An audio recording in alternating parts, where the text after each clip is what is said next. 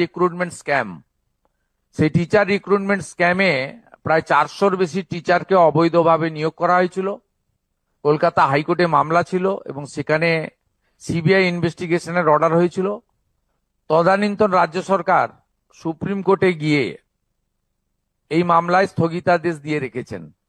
আমি মাননীয় সিএস মনোজ আগরওয়ালজিকে বলেছি যে আমরা এই মামলা থেকে এক্সিট করে যাব, রাজ্য সরকার বেরিয়ে আসবে, তাহলে স্টেট গভর্নমেন্ট হাইকোর্টের যে অর্ডার সিবিআই ইনভেস্টিগেশন সেটা চালু হয়ে যাবে এবং এর সঙ্গে যারা যুক্ত তাদের সিবিআই ইনভেস্টিগেশন করে তাদের আইন অনুযায়ী ব্যবস্থা নিতে পারবে, কোর্ট অর্ডার অনুযায়ী। এটা আমাদের 1 নম্বর সিদ্ধান্ত রিগার্ডিং করাপশন।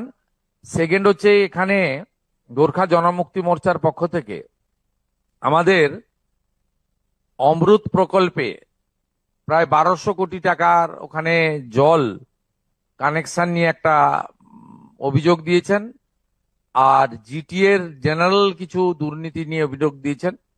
একটা সিএস এর মাধ্যমে হোম সেক্রেটারিকে আমরা বলেছি একটি স্পেশাল ইনকোয়ারি টিম পাঠাতে, 7 দিনের মধ্যে রিপোর্ট আমার টেবিলে আসবে।